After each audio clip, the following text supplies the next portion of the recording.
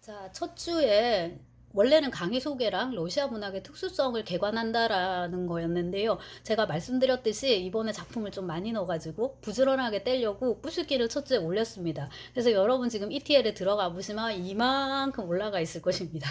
강의 영상도 있고 자료도 있고 이런데, 자, 근데 이제 다 죽을 수 없고 다 잘 살자고 지금 하는 거기 때문에 강의 영상의 숫자를 되게 많이 줄였어요. 뭔 말이냐면 작년에는 제가 작가 전기를 다 찍었거든요. 뿌시킨 전기 몇 개, 고골 전기 몇 개 막 엄청 많이 찍었는데 그거를 진도를 다 여러분들이 떼도록 그렇게 했었는데, 이번에는 뿌시킨 고골 그런 걸 전기를 제가 진도 체크하지 않는 걸로 해서 보고 싶은 사람은 보시고 막 스킵을 해서 들으시든지 알아서 하시고, 그 다음에 이제 작가 연보 같은 걸 올려놨으니까 그거를 참고하시고, 이제 핵심적인 건 뭐냐, 작품을 읽고 강의, 그 작품에 관한 이제 강의를 들으시고, 아까 말씀드린 이제 그런 독후 감상문을 올리는 식으로 이제 한다. 어떤 작품을 읽느냐 하면 뿌시킨 그래도 빼고 갈 수 없어서 일단 넣었는데 지금부터 하시면 됩니다. 이게 이제 비대면 강의의 또 장점 중에 하나인데, 첫 주에 그냥 다 이렇게 해버리고, 그 다음에 이제 그거를 안 바꿨어요. 코 웹툰인데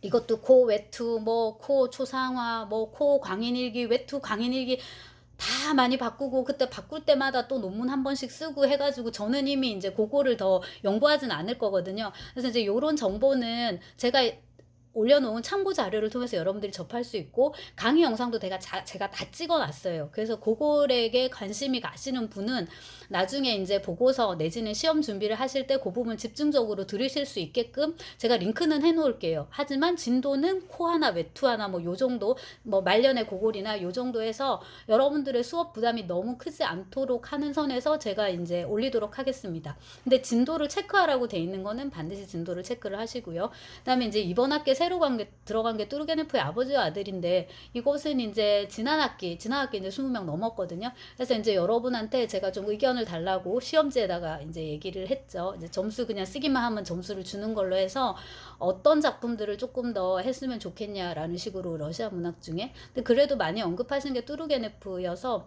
아 그래도 뚜르게네프가 우리가 이렇게 푸대접할 건, 그러니까 제가 할 건 아니었는데, 저는 이미 뚜르게네프도 이것도 다 논문도 다 쓰고 뭐를 했기 때문에 따로 학적으로 연구하진 않을 거예요. 근데 이제 여러분들이 한번 그래도 읽고 지나가면은 좋겠다라는 생각이 들어서 넣었고, 저는 이제 요거 강의를 새로 찍을 생각입니다.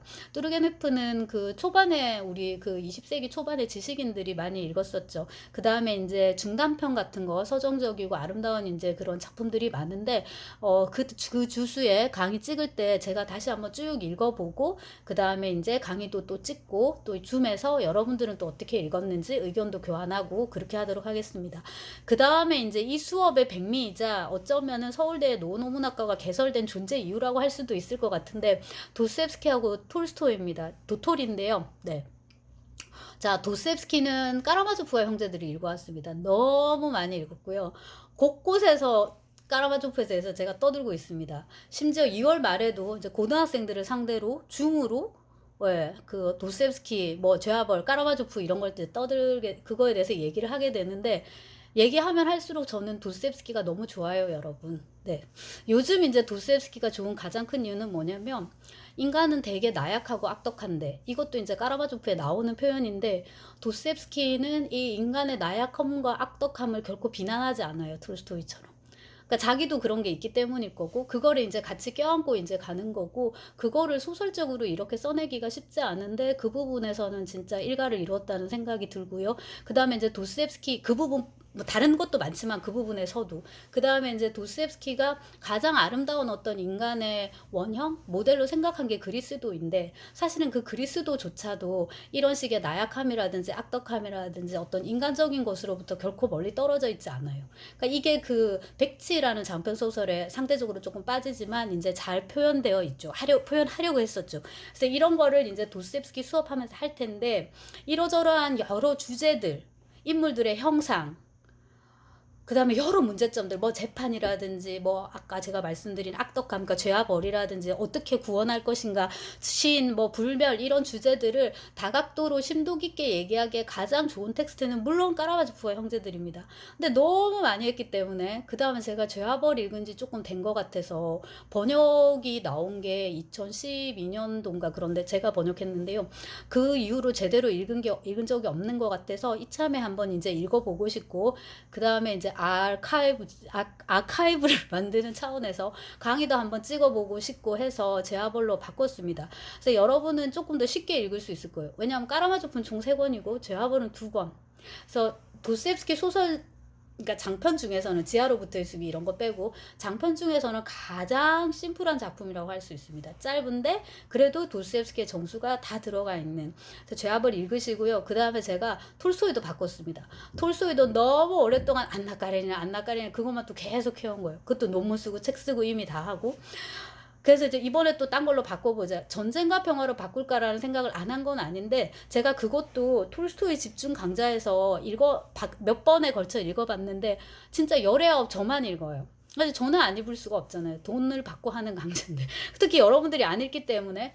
그래서 이제 그거 이제 강의를 계속 해왔는데 요즘은 이제 여러 다양한 매체들이 많아가지고 그다음 이제 저도 PPT를 준비를 하고 그다음에 만화 같은 거 이런 거 프랑스에서 그려놓은 거 있어요. 그런 거를 가지고서 스캔을 떠가지고 여러분한테 먼저 읽혀서 줄거리를 이제 먼저 알리고 막 이런 작업들을 해야 되는데 요 수업은 읽어야 되는 다른 작품이 많기 때문에 제가 전쟁과 평화보다는 뒤로 간 작품 부활을 골랐습니다. 가장 큰 이유 중에 하나는 역시나 전쟁과 평화도 제가 비교적 최근에 논문을 썼기 때문에 톨스토이 3대 장편이라고 하거든요. 전평, 안나 까레니나 부활 이렇게 3개입니다. 그래서 이 이제 3번째 작품 부활을 읽으면서 이제 저도 톨스토이에 대한 제 나름의 생각을 좀 마무리 지으려고 하는 것도 있고 그리고 이제 작품 수가 많아져서 한 권이라도 줄여야 되는데 전평, 전쟁과 평화는 총 4권, 안나 까레니는 3권, 부활은 2권입니다. 그래서 이 역시도 이제 여러분들이 짧은 걸로 이제 이렇게 톨스토이의 정수를 알 수 있고, 제가 너무 미진하고 아쉽다 싶으면 부활에다가 살짝 민화를 갖다 붙이려고 하거든요. 사람은 무엇으로 사는가, 뭐 이런 것들, 바보 이반 이야기. 그래서 그거는 이제 그 주수 가서, 그 다음에 이제 또 그때 저의 스케줄이나 이런 걸 봐서 제가, 텍스트를 또 올리고 그다음에 이제 강의를 찍고 이런 작업을 할 수 있으면 하는 걸로 이제 하겠습니다. 자, 그다음에 이제 중간고사 8주인데 중간고사를 사실은 8주에 보기 위해서 뿌시킨을 위로 막 올린 것도 있거든요. 근데 지금처럼 이렇게 비대면으로 갈 때는 저희가 자료를 많이 만들어 놔야 되기 때문에 여러분도 중간고사를 보셔야 돼요. 왜 이 얘기를 하냐면 제가 러명작은 오랫동안 중간고사를 안 보기도 했거든요. 그러니까 시험이 중요한 평가가 중요한 게 아니니까. 그래서 주로 기말 보고서를 받는 거에 많이 집중했는데 여러 이제 상황이 그렇고 그다음에 20명 안팎일 때는 보고서가 괜찮은데 40명 안팎이 돼버리면은 보고서를 읽기가 정말 힘들어지거든요.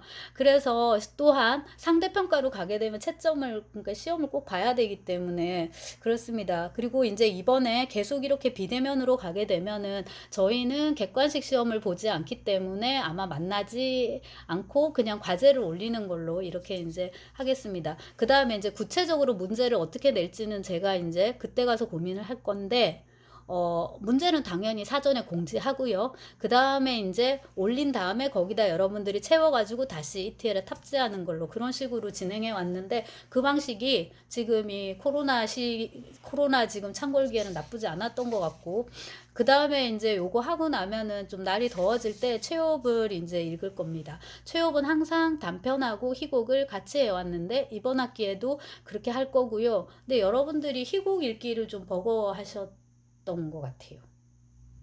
좀 다 못 읽으셨던 것 같아요. 그래서 제가 다 읽으라고 물론 강요하지 않고요. 뭐 강요해도 니네들이 다 읽는 것도 아니고. 그래서 이제 그 벚꽃동산 같은 경우 장막극이니까 최소한 1막 정도는 읽고 와라. 나머지는 뭐야. 제가 수업을 통해서 여러분들 하여금 읽은 것처럼 할게. 이렇게. 근데 제가 지금 벚꽃동산 써놨는데 요것도 이제 갑자기 갈매기가 너무 읽고 싶으면 또 갈매기로 바꾸든가 한번 할 수는 또 있을 것 같아요. 근데 항상 이제 희곡을 넣는 이유는 우리 국내에서도 극작가로서의 최후비 꽤 인지도가 있고 그 다음에 뭐 셰익스피어 수준은 아니지만 그 다음에 뭐 베케트 고도를 기다리며 베케트 이 수준은 아니지만은 지금 지구상 어딘가에서는 최후의 희곡이 상영되고 있다. 이렇게 말하면은 너무 그 또 러시아 문학 전공자의 좀 오만함일 수 있지만 그 정도로 인제 체호프가 어쩌면 단편 못지않게 희곡 작가로 평가받고 있기 때문에 네 꼭 읽도록 잠깐이라도 하고 가도록 하겠습니다. 여러분 이제 강의도 들으시고 또 그 뭐야 감상문 올리시고 이런 식으로 한 줄 올리셔도 돼요. "도저히 읽을 수가 없었다." 뭐 "너무 지루했다." 이 정도라도. 자 그다음에 인제 20 세기로 들어갑니다. 근데 보시면 알겠지만 19 세기를 향한 저의 편파적인 사랑. 뭐 사랑은 원래 인제 편파적이니까. 그래서 19 세기 문학이 좀 많습니다. 근데 이번 학기는 그래도 제가 20 세기를 꽤 넣으려고 되게 인제 노력을 한 것이 19 세기에 대한 공부를 좀 많이 했기 때문에 20 세기로 넘어가고 싶은 인제 그런 게 있어서 그렇습니다. 근데 그럼에도 불구하고 19 세기의 비중이 많은 건 뭐냐면 여러분도 러시아 문학 하면은 그래도 떠올리는 게 도토리, 도스토옙스키, 톨스토이 즉 19 세기 문학이고요. 아무래도 이제 20 세기 문학은 그에 비하면 조금 부실한 감이 있습니다. 왜 그런지를 이 수업을 하면서 한번 짚어보도록 할 거고 언어권별로 빛나는 문학이 좀 다 다른데 예컨대 인제 그 중남미 문학 같으면 20 세기 문학이 훨씬 더 많이 인제 읽히죠. 보르헤스라든지 뭐 다 마르케스라든지 다 인제 그런데 러시아 문학은 아무래도 그렇고 그래도 인제 우리가 몇몇 작가를 추려 볼 수 있는데 파스테르나크의 닥터 지바고입니다. 요것도 제가 얼마 전에 번역을 했어요. 그래서 번역해 놓고 또 수업을 안 하는 것도 예의가 아니고 논문도 썼는데 그거 가지고 또 수업을 안 하면은 내가 너무 쓸모없는 일을 한 게 되기 때문에 네.